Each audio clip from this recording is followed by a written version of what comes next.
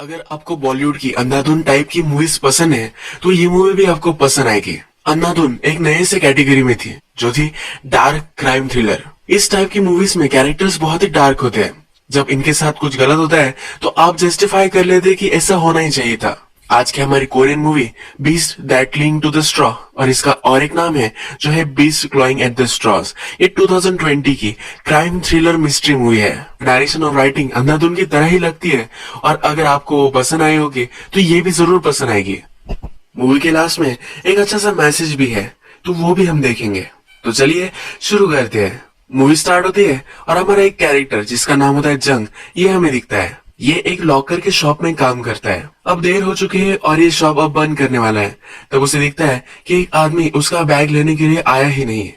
ये जब इस बैग को ओपन करता है तो यहाँ बहुत सारे पैसे होते हैं। यहाँ काम करने वाला और एक लड़का होता है जिससे वो बहाना कहकर ये बैग स्टोरेज में रख देता है। सही से छुपा कर अपने घर आ जाता है। इसके घर पर इसकी मदर और वाइफ होती है।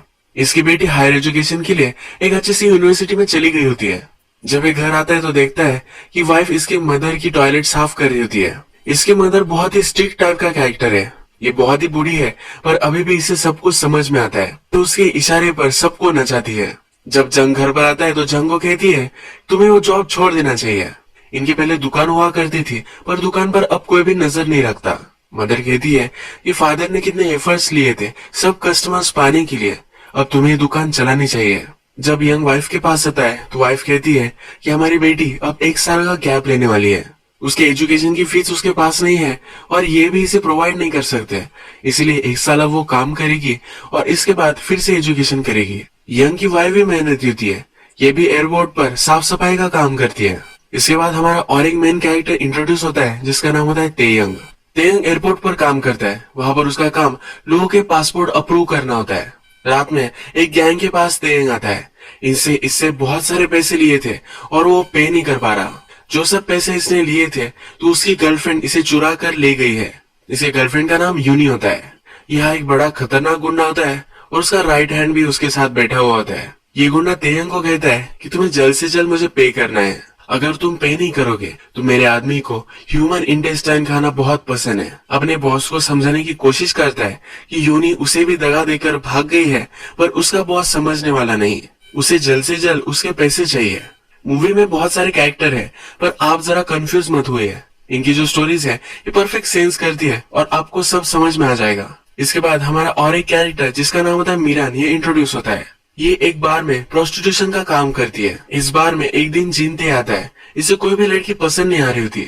मीरान जब इसके पास जाती है तो इसे वो पसंद कर लेता है। जीनते एक्चुअल में चाइना से आया हुआ होता है। मीरान फिर काम कर कर घर आती है। थोड़ी देर में उसका हस्बैंड आता है। उसके पास जब आता है तो इससे वो डर जाती है क्योंकि हर रात ये इसे बहुत मारता है। एक्चुअल में मीरान और उसके हस्बैंड ने एक लोन लिया था। फर्जी स्कीम्स के चक्कर में आकर ये सब पैसे उन्होंने इन स्कीम्स पर लगा दिए। इसके बाद इसका पति मीरान को ही ब्लेम करता है। इसके बाद हमें फिर से तेयंग दिखता है। तेयंग वही है जो एयरपोर्ट पर काम करता है। तेयंग को उसके एक फ्रेंड का कॉल आया हुआ होता है और वो इस कंट्री में आने वाला है। तेयंग अपने कजन से मिलने के लिए आया हुआ होता है। इसका कजन भी एक बार में काम करता है। इसके कजन को पता चल जाता है कि तेयंग को अब कुछ काम होगा, इसी वजह से ये आया हुआ है। ये खाना वगैरह खाते इधर उधर की बातें करते हैं। फिर तेयंग असली बात करने के लिए स्टार्ट कर देता है। ये कहता है कि मेरा एक फ्रेंड आने वाला है जिसने बड़ा सा स्कैम किया था। वो अपने साथ सब पैसे ला रहा है, तो मुझ पर बहुत ट्रस्ट करता है, इसी वजह से उसको शक भी नहीं आएगा। तेयंग को ये सब पैसे उसके फ्रेंड से ऐंठने होते हैं। अपने कजन को सब प्लान वो बताता है। कजन कहता है कि प्लीज मुझे इसमें मत घसीटो। वो कोई भी इलीगल चीज नहीं करना चाहता, पर पहले इन्होंने बहुत सारी चीजें की है तो इस बार भी तेयंग इसे मना ही लेता है। नेक्स्ट सीन में जंग अपने जॉब पर 3 मिनट के लिए लेट हो जाता है। इसका बॉस बहुत ही घटिया है और इसे बहुत डांटता है। जंग अपने साथ काम करने वाले एक आदमी को कहता है कि क्या कोई आया था बैग को लेने के लिए। ये कहता है कि कोई भी नहीं आया। अब जंग को जरा अच्छा लगने लग जाता है। नेक्स्ट सीन में हम देखते हैं कि मीरान और जिंदे दोनों एक दूसरे के साथ इंटीमेट हो चुके हैं। जिंदे को मीरान पसंद आने लग गई है। उसे कहता है क्या तुम्हें वो जॉब करने की कोई जरूरत है। मीरान जब उठती है तब उसके पीठ पर बहुत सारे मार खाने के मार्क्स होते हैं। जिंदे उसे पूछता है क्या तुम्हारे हस्बैंड ने ये किया है, तुम्हें उसे छोड़ देना चाहिए। मीरान कहती कि वो इस रिलेशनशिप में स्टक है। जिंदे बोलता है कि मेरे मदर को भी मेरे फादर मारते थे, मेरी मदर भी मार खाती थी, मैं उन्हें प्रोटेक्ट करने की कोशिश करता था पर वो मुझे रोक लेती थी। आदत एक बुरी चीज है, क्या तुम भी इसी तरीके से मार खाने की आदत बनाना चाहती हो? इसके बाद ये सीन यही खत्म हो जाता है। नेक्स्ट सीन में हम देखते हैं कि जंग की वाइफ हॉस्पिटल में है। जंग की वाइफ जंग की मदर को लेकर सीढ़ियों से जा रही थी। मदर को लगा कि उसे सीढ़ियों से गिरा देगी, इसलिए जंग की वाइफ को उसे ढकेल दिया। इसी वजह से इसे फ्रैक्चर आया है और ये हॉस्पिटल में है। जंग घर पर आता है और अपने मदर से बात करता है और उसकी मदर सुनने वालों में से नहीं होती। नेक्स्ट सीन में हम देखते हैं कि तेयंग अब अपने फ्रेंड को लेने के लिए एयरपोर्ट पर आया हुआ है। वो बहुत वेट करता है और उसका फ्रेंड आता ही नहीं। थोड़ी देर में वहाँ उसकी गाड़ी के पास एक डिटेक्टिव आ जाता है। वो तेयंग के फ्रेंड का नाम लेता है और कहता है कि उसने एक बड़ा सा स्कैम किया था, इसी वजह से वो उसे ढूंढ रहा है। तेयंग को पूछ रहा होता है क्या वो उसे जानता है। तेयंग कहता है कि नहीं, ऐसे किसी भी नाम के आदमी को मैं नहीं जानता।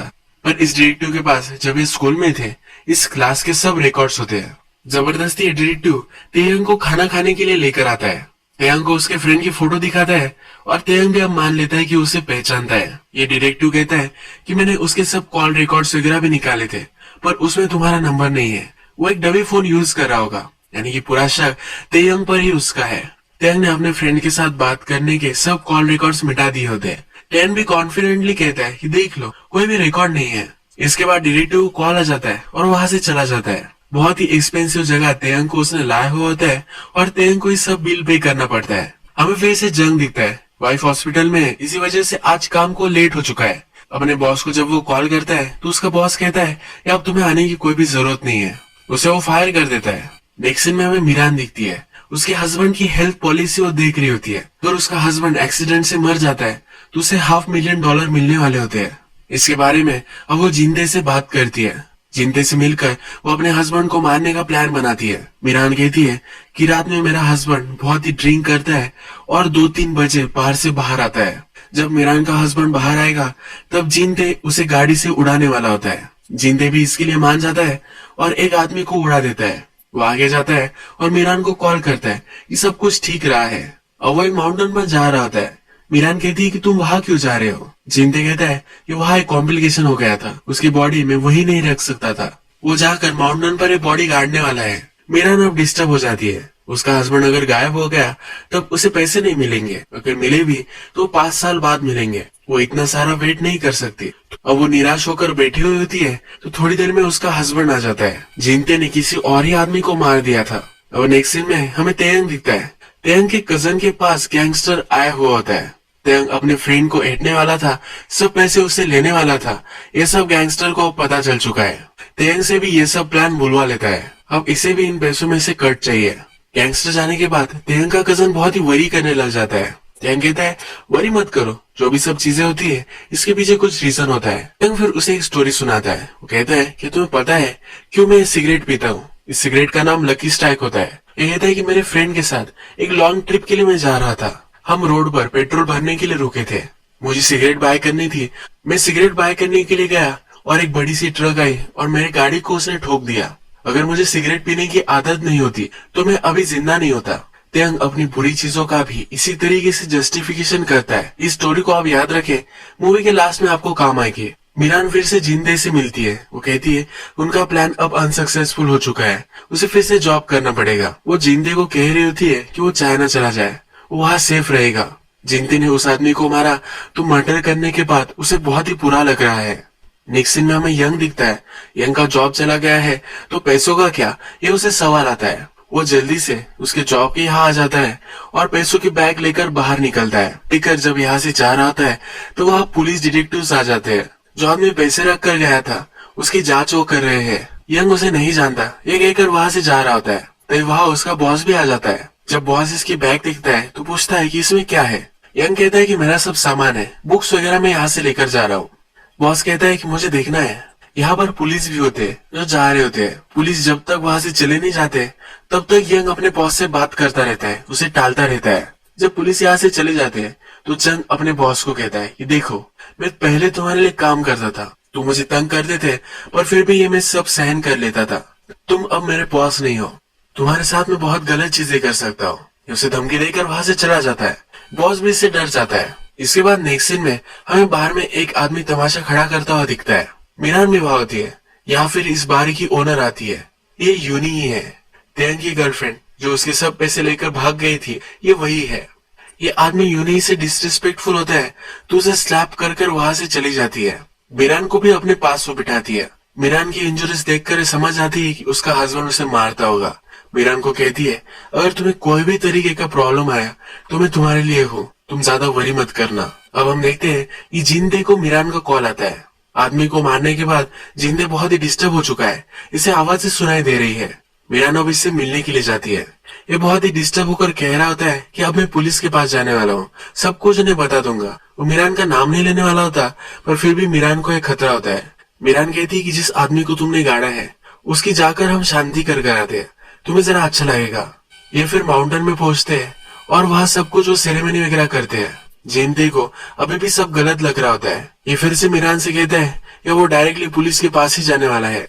ये आगे चलने लग जाता है और मिरान बहुत ही डर जाती है।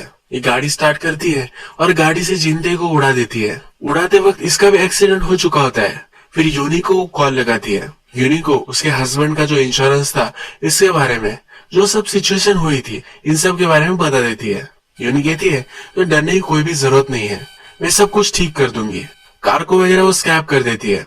इसके बाद उसे एक स्विमिंग पूल पर लेकर आती है। यूनी की बॉडी पर शार्क का टैटू होता है। इस टैटू की स्टोरी वो उसे बताती है। यूनी कहती है शार्क को बहुत सारे बच्चे होते हैं, पर जब वे पेट में ही होते हैं तो एक दूसरे को खा जाते हैं। जो सबसे स्ट्रांग होता है ये बाहर निकलता है। ये इसी प्रिंसिपल से चलती है। मिरान को बता रही होती है कि उसके हस्बैंड को उसे मार देना चाहिए। इसके लिए यूनी उसे हेल्प करने वाली है। उसे एक पॉइजन देती है जिससे मिरान का पति स्लोली स्लोली मर जाएगा। ये उसे सब कुछ बताती है कि पुलिस के पास उसे किस तरह के नाटक वगैरह करने हैं। मिरान सचमुच में उसके पति को मार डालती है और सब नाटक वगैरह करती है। अब इसको इंश्योरेंस के सब पैसे मिल जाते हैं। इसके बाद यूनी के पास उसे थैंक यू कहने के लिए आती है। उसे आधे पैसे भी वो दे रही होती है, पर यूनी कहती है कि मैं पैसों के लिए मैंने ये सब नहीं किया। वो मिरान को एक नई कंट्री में जाकर नई लाइफ स्टार्ट करने में हेल्प करने वाली होती है। यूनी मिरान को कहती है कि अब नई लाइफ तुम स्टार्ट करो। जिस आदमी को जिंदे ने मारा था वो एक रेपिस्ट था, उसके साथ ये होना ही चाहिए था। जब ये दोनों सेलिब्रेट करते हैं तो मिरान के शैंपेन में उसने बेहोशी की दवा मिला दी होती है। रात में मिरान जब उठती है तब ये टेबल पर होती है और यूनी अब इसे मार देने वाली होती है। यूनी मिरान के टुकड़े टुकड़े कर नदी में फेंक देती है। सब पैसे अब वो ले लेती है। यूनी अमीर होती है, पर फिर भी इसे स्कैम करना अच्छा लगता है। वो अब सब कुछ सेल कर सब पैसे लेकर एक नई कंट्री में जाना चाहती है। तेयंग जब घर पर आता है तो वहाँ यूनी ऑलरेडी आई हुई होती है। तेयंग उस पर बहुत ही नाराज होता है क्योंकि उसे कुछ भी ना बताते हुए वो चली गई थी। इसके बाद ये दोनों इंटीमेट हो जाते हैं और यूनी कहती है कि मुझे एक पासपोर्ट चाहिए। तेयंग एयरपोर्ट पर ही काम करता है तो अप्रूव कर सकता है। इसी वजह से वो तेयंग के पास आई हुई होती है। तेयंग फिर से इस पर चिढ़ जाता है। वो कहता है तुम्हारा काम है इसीलिए तुम आई हो, तुम मेरे लिए नहीं आई। यूनी से समझाती है कि ऐसा कुछ भी नहीं है, वो सचमुच में उससे प्यार करती है। यहाँ डोर पर नॉक आती है और डिटेक्टिव वहाँ होता है। तेयंग इसे देखकर डर जाता है। डिटेक्टिव जबरदस्ती अंदर आ जाता है। ये जब यूनी को देखता है तब इस पर लाइन मारने लग जाता है। ये सब अब डिनर कर रहे होते हैं। ये डिटेक्टिव अब तेयंग को कहता है कि तुम्हारा फ्रेंड पकड़ा जा चुका है। आज रिवर में मुझे एक बॉडी मिली थी तो मुझे लगा कि तुम्हारे फ्रेंड की ही होगी, पर एक लड़की की थी। ये लड़की मिरान की होती है। जिस तरह से यूनी ने उसके बॉडी पर शार्क का टैटू बनवाया हुआ था उसी तरह से मिरान ने भी बनवा लिया था। ये टैटू उस बॉडी पर था। ये डिटेक्टिव तेयंग को कहता है। तेयंग को पता चल जाता है कि मिरान को यूनी ने ही मारा है। डिनर करते वक्त इनकी बियर खत्म हो जाती है। तेयंग कहता है कि जल्दी से जाकर मैं लेकर आता हूँ। स्टोर में जाकर वो अपने कजन को कॉल करता है। वो कहता है कि यूनी वापस आ चुकी है, वो अलग कंट्री में जा रही है तो इसके पास बहुत सारे पैसे होंगे। यूनी से पैसे लेने के लिए वो अपने कजन से हेल्प मांग रहा होता है। ये कजन भी हेल्प करने के लिए रेडी हो जाता है। जब तेयंग घर पर वापस आता है तब हमें दिखता है डिटेक्टिव को यूनी ने मार डाला है। डिटेक्टिव यूनी पर लाइन मार रहा था तो एक सेकंड में उसने उसे मार डाला। मूवी में आगे हमें पता चलता है कि जो डिटेक्टिव था ये डिटेक्टिव था ही नहीं, एक गुंडा था जो ढूंढ कर रहा था कि वो डिटेक्टिव है। ये भी पैसों के पीछे ही था। यूनी तेयंग को उसे हेल्प करने के लिए कहती है। बॉडी का सब कुछ ठिकाना वगैरह वो लगाते हैं। जब यूनी साफ सफाई करती है तब तेयंग एक पैन लेता है और यूनी के सर पर मारकर उसे बेहोश कर देता है। नीचे पार्किंग में जाता है और इसके गाड़ी में सब पैसे उसे मिल जाते हैं। जब यूनी उठती है तब तेयंग ने जिस गैंगस्टर से पैसे लिए थे वो गैंगस्टर यहाँ आ चुका है। तेयंग वहां से भाग गया है और यूनी को उसने फ्रेम कर दिया है।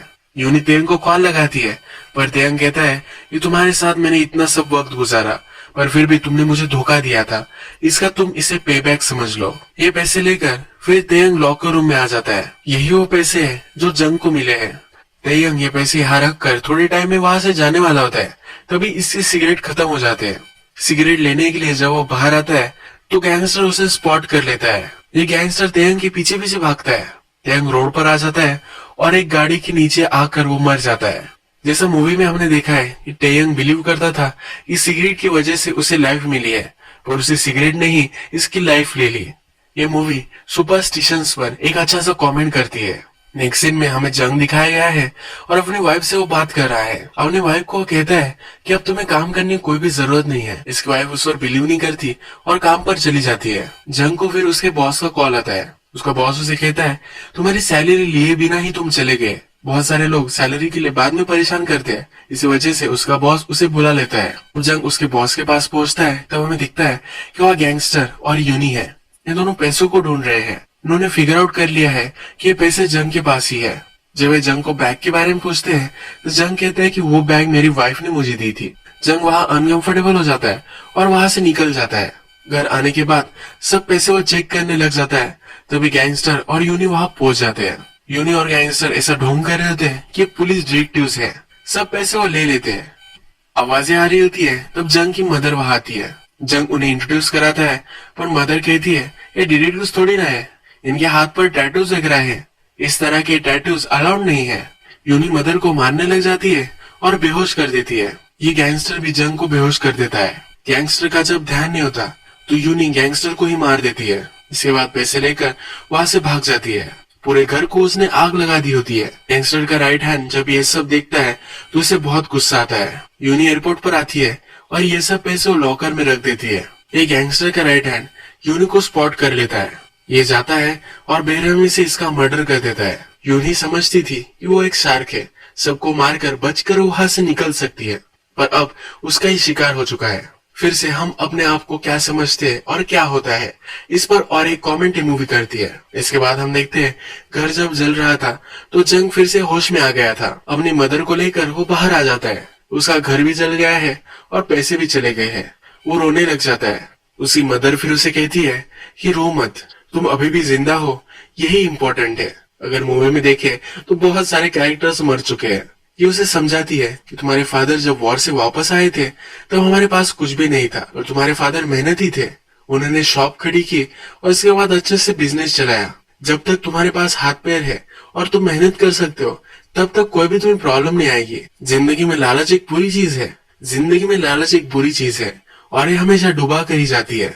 मूवी में सब लोगों ने लालच किया है और उन्हें मरना पड़ा है। सब ने लाइफ में शॉर्टकट लेने का ट्राई किया और सब लोग फंस गए। मूवी में सबसे हेल्पलेस कैरेक्टर मीरान का ही था। उसका पति उसे मारता था, पर रिवेंज लेने के लिए उसने अपने पति को भी मार डाला। जिंदे पुलिस को कुछ भी बताया ना, इसलिए उसने जिंदे को भी मार डाला।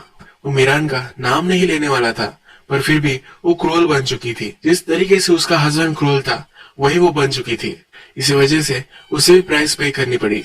अब मूवी के लास्ट में हम देखते हैं कि जंग की वाइफ एयरपोर्ट पर काम कर रही है। वहां पर जब वो साफ सफाई कर रही होती है तो लॉकर खुल जाता है। अंदर जब वो देखती है तो यूनी ने जो सब पैसे छुपाए थे ये सब उसे मिल जाते हैं।